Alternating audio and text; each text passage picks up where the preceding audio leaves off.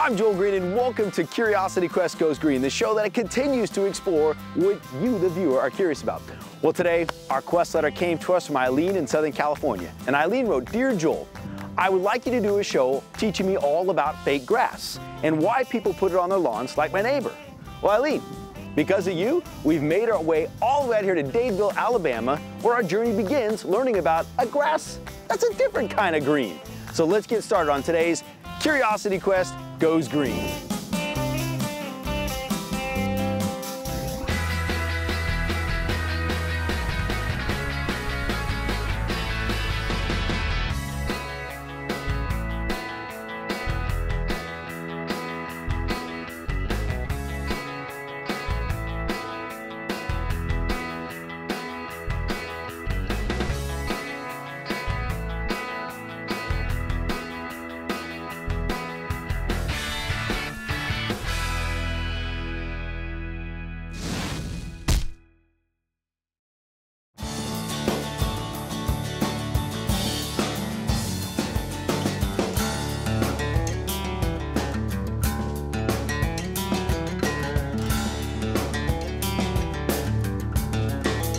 We're in Dadeville, Alabama, and I'm here with Steve from Pregra.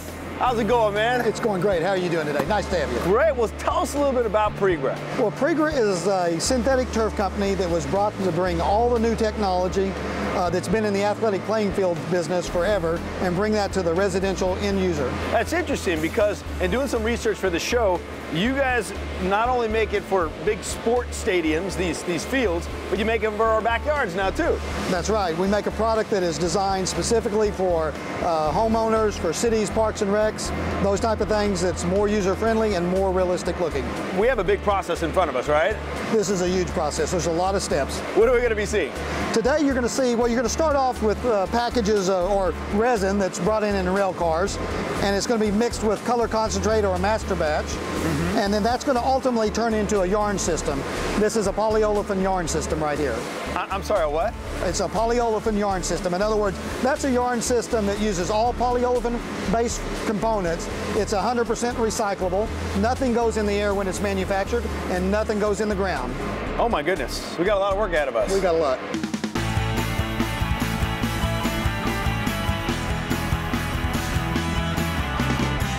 How do they make fake grass? Seeds. Well, they probably put it in a machine and kind of plastic and other byproducts. It doesn't grow, but it's still green. I think they get like a carpet base, and then they have a bunch of people just stitch it through. I think in a factory. Actually, I think that they get like plastic sheets and then they like cut them in pieces somehow. Well, this is actually the extruder. This is the whole massive part, the start of the entire system. This is where all the initial work is done. So all of the pellets, for a lack of a better term, right? The resin go in here, heat up, and then is this where they become one piece of grass? Well, if you can imagine, you may have seen a spaghetti making machine at some point, but what you're doing is you're taking all of those polymers and you're taking that recipe that's all entered into a computer, and that's all mixing together, very, very uniform. It's just a long barrel with a screw. Okay. And as that moves down, there's heating chambers, and you'll see each of the heating chambers, and that's controlling the temperature all the way down until it comes to the spinneret, the head where it comes out. I gotta ask you, what's a spinneret? Give us an answer. What is a spinneret? Spinneret is somebody that you sit down on a table and you spin her real fast. A ride? A spinneret is one of those little round things. It's like a little top, and you twist it real hard, and so it's a spinneret because it spins and it's going in a direct. Then you put the spin and rec, you have a spinneret. A spinneret spins really fast and gets attention very well. All right, so what is a spinneret? Well, a spinneret is a plate of metal that has a lot of holes drilled through it or cut into it with a wire EDM machine or a wire cutting machine to make a very specific shape of a hole that the molten resin runs out to. From here we start the drawing process.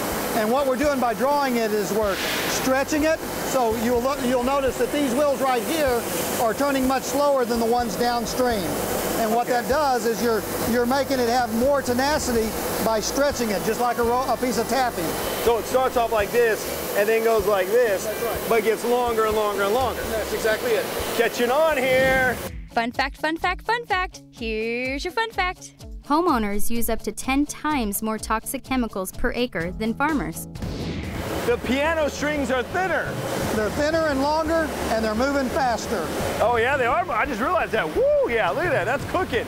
Off camera, he told me if I break one of these strings, they're gonna be mad at me. I don't want to break one. Okay, don't break it. It's gonna be very light. And we're taking the water off right here. Oh yeah, okay. Also, that's, you know, it's amazing. This is a relatively simple process. I mean, extrusion in itself is very, very simple. It's the consistency that takes the technology.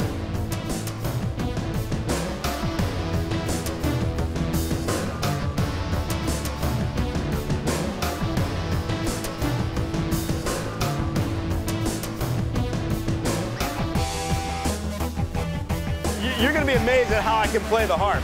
Watch this. Ready? Ladies and gentlemen, please.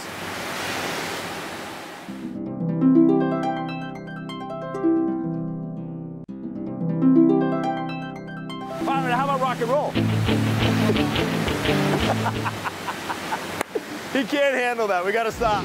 Fun fact, fun fact, fun fact. Here's your fun fact. Homeowners apply about 4 million pounds of pesticides to their lawns and gardens each year, and some of it gets washed into our water supply when it rains. From this point, we got like big pieces of yarn.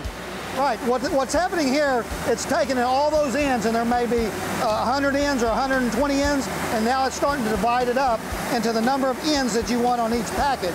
And these are take-up winders, and so this is taking it up from the extrusion line at 8 ends per package. 8 ends per package. There's 8 yarns on each package. When you say end, you're individual strings, right? Individual monofilament yarns. Individual. For liberty and justice for all. And mono for one. Mono. Mono, right? Filament is a fiber, a filament. Filament. Yarn. Yarn. It's all easy. Nothing to it. We just put them together to make it sound like more. How long have you been doing this now? 33 years. Yeah, it's easy for you. All right, so it's all going on here, and it's going to be one string right here? Well, that's a package with 8 yarns, but they haven't been twisted yet. We still got to take it to a twisting operation to twist it. There's 3 or 4 more processes down the road. Okay, I take back what I said earlier about it's a simple process. This is not simple at all. No, it's not ready to play on just yet.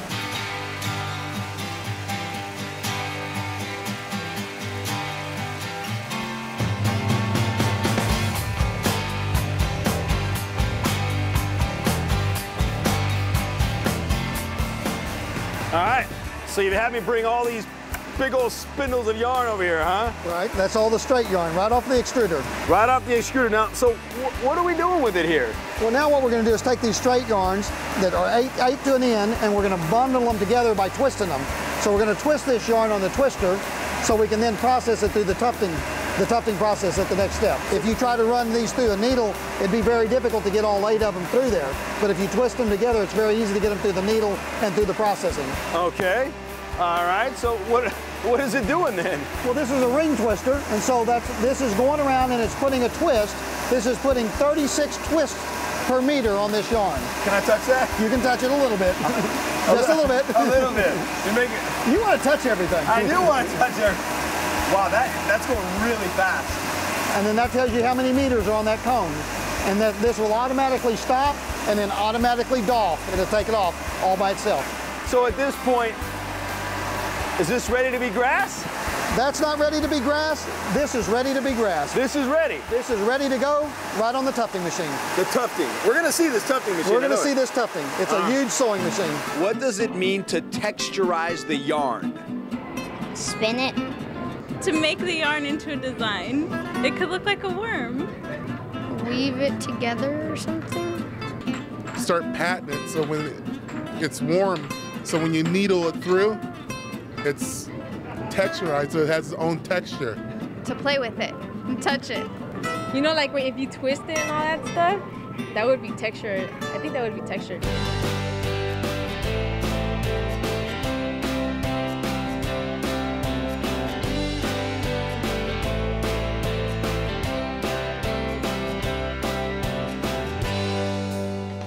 All right, so what do you call this process? Well, this is a draw texturizer, and you're going to take this straight yarn that came off the extruder and put a crimp in it and heat set it and texturize it.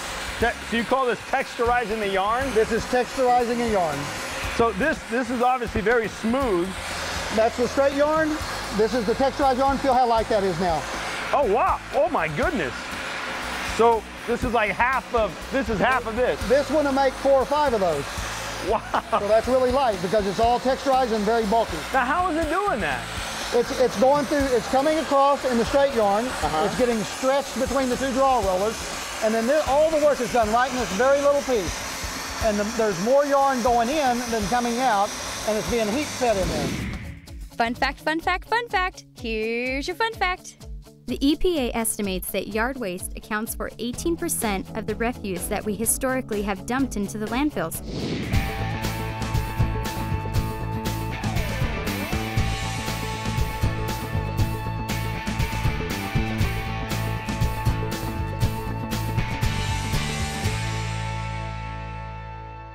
One of the questions that brought us here was Eileen wanted to know why people put this on their yard instead of regular grass. Well, there's a lot of reasons, but the primary reasons, especially out in California, is water conservation. There's water shortages there, there's water shortages other places across the country. But a lot of people are very concerned about the environment, wanting to get rid of the pesticides, the herbicides, the emissions from the lawnmower that puts out more emissions than your car. And so a lot of people are really worrying about their environment now and doing the right thing. Okay. Now, what about places, obviously we live in Southern California, so it's drought. Yeah, but other places we don't have drought. I mean, flying in here to Atlanta, when we got to Atlanta, drove here to Alabama, it's green everywhere. Right. Do you have drought situations here? We do occasionally here, but even in the places like Seattle or Washington, Northeast and the Northwest, where you have lots of rain in places, one of the major reason for buying synthetic grass there is it's too much water. They're getting too much water on the ground. The kids get out there, they play in it, it gets muddy, they walk in the house, and it creates those issues. So it can be a lot of different issues. So problems with water and problems without water. They both can be a problem, absolutely.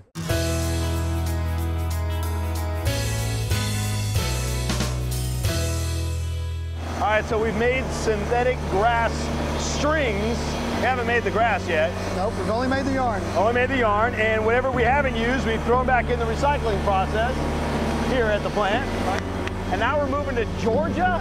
Chatsworth, Georgia, where we're going to start to make the turf. Wow, so there's a lot more steps. There's a lot more to go. We're only 1/3 of the way there. What is tufting? When you're tough. Squeezing together and kind of like pounding and squeezing just to make it so it's tough.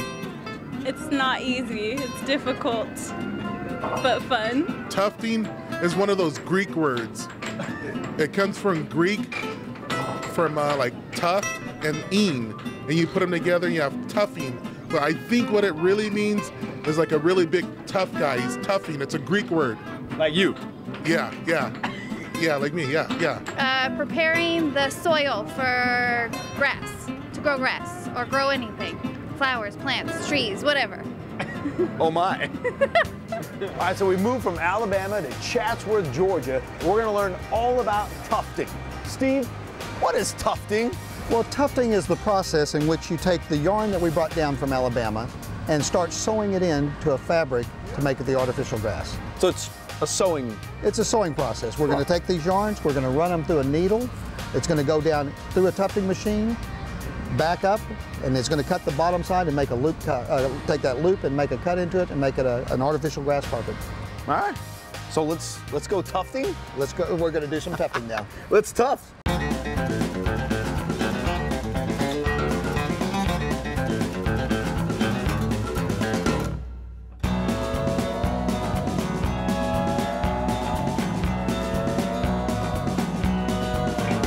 All right, so we're up on the catwalk and we're getting ready to go tufting.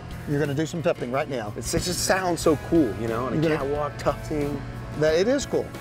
And you're going to actually make some turf right now. You're going to push the button, you're going to start it, and you're going to start making some turf. It's in my hands. All those cones of yarn behind us are going through these veins up above us. And when I push this button, it's all coming together. It's all coming together right now, right in front of you.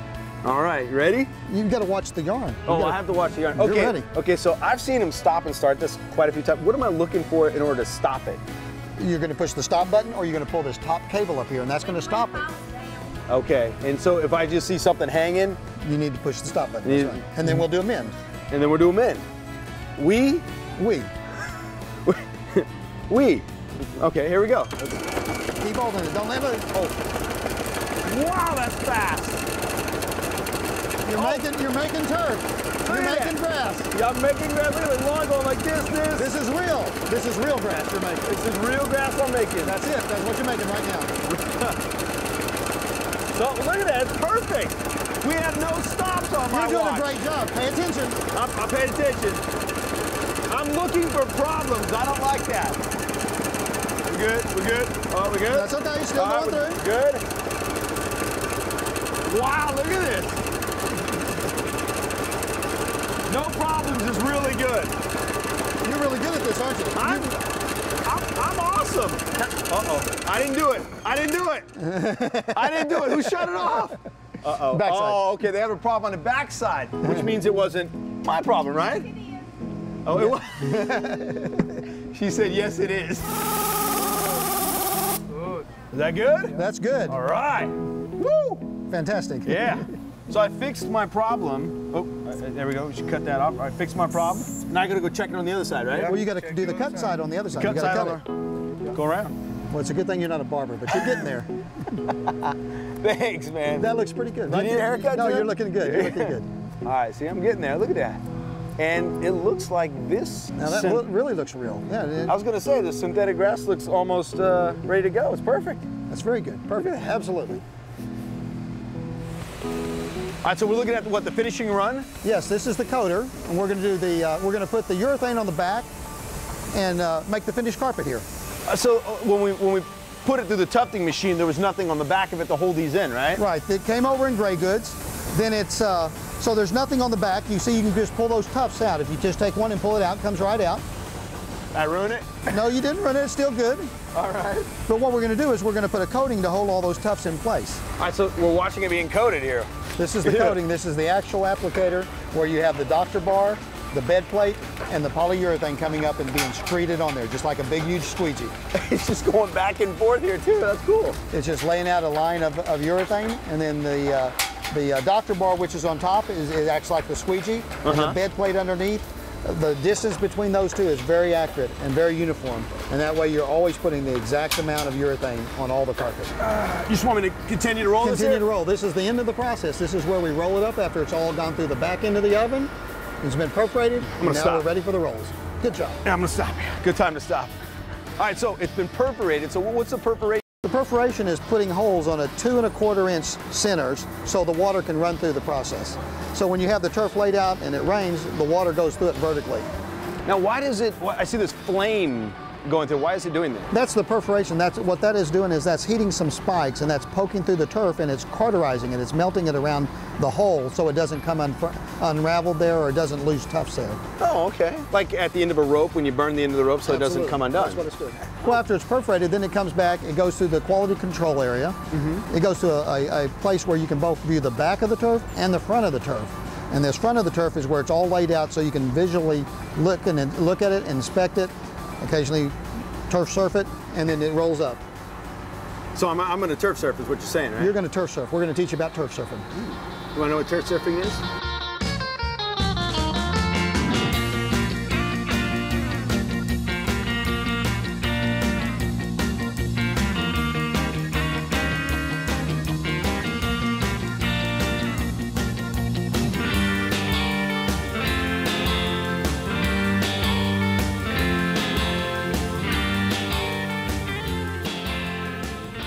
Now, are we in the drop zone here? Because it's moving closer to us. Move out of the way. This is going to go now onto the wrap station, and now this is where it's actually wrapped. Okay, now we're standing on the wrapping, right? This is the plastic that's going to be wrapped in. It's going to be tied on the ends, and then that's going to go on a truck and go out to California to the job site.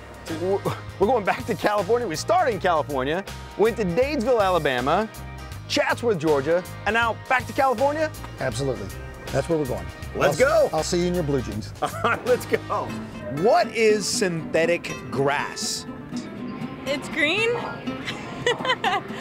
That's synthetical. Environmental-ish. Man-made grass.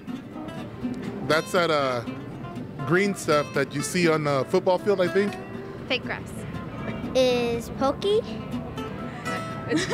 Fake grass. Fake grass. Right? Yeah. Yeah, it is synthetic.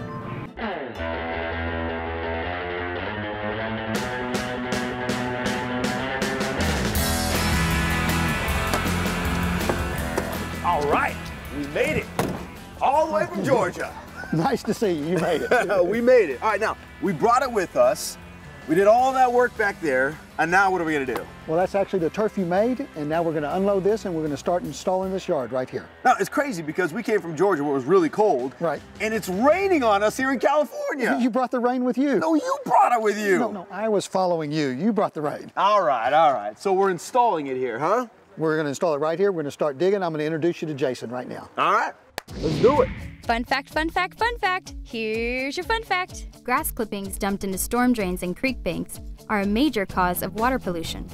All right, you must be Jason. Hi, Joel. How you doing? Good. I brought the grass with us here. So what are we gonna do? Well, good. We're going to work. All right, what is this here? Those are your gloves. We're going to compact it and grade it, and then we're going to put our grass down on top of it. Okay, and when you say we, you mean? You and me.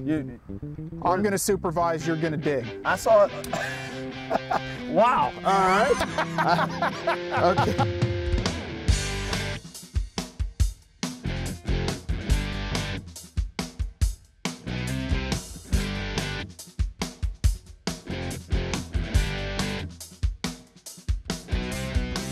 All right, so check out this movie magic. You ready? All right. Now watch, we'll snap our fingers. This is all gonna be done. Okay. Ready? 1, 2, 3. Nice work. You see that? In fact, we did such an incredible job. Keep you around. Look at that. It wants to grow. Look at that. The grass wants to grow. There you go. Nice and easy all the way. Oh, I gotta go with it. You gotta go with it. Don't fight it. Don't fight it. All right, let's get this over here.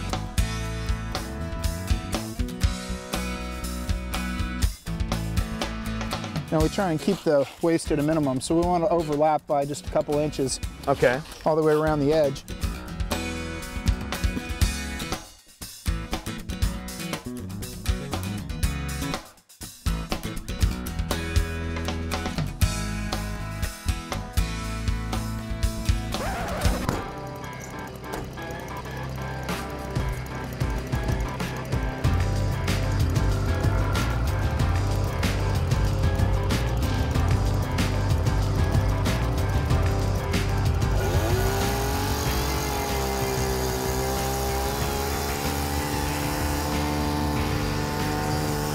All right, so Jason, what is infill? We use infill for a lot of different things. The biggest thing is the weight. The grass is held down with the weight of the infill, and it also helps to keep the blades standing up. So when we brush the blades back like you did earlier, we drop the infill down in there and it kind of helps them stay standing up straight so they don't fall back over again like before.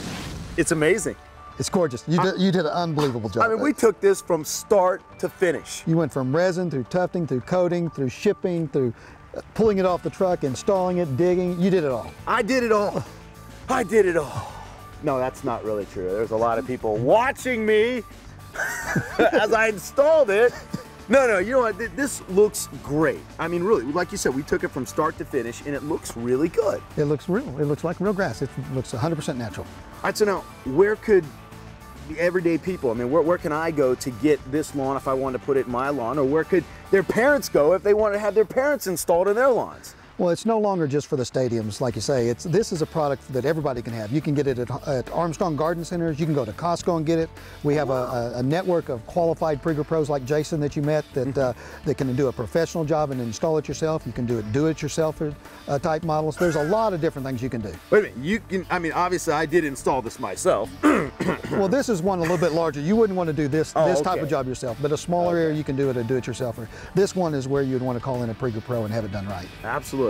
Well, Steve, thank you so much, man. Seriously, this has been an eye-opener and very educational.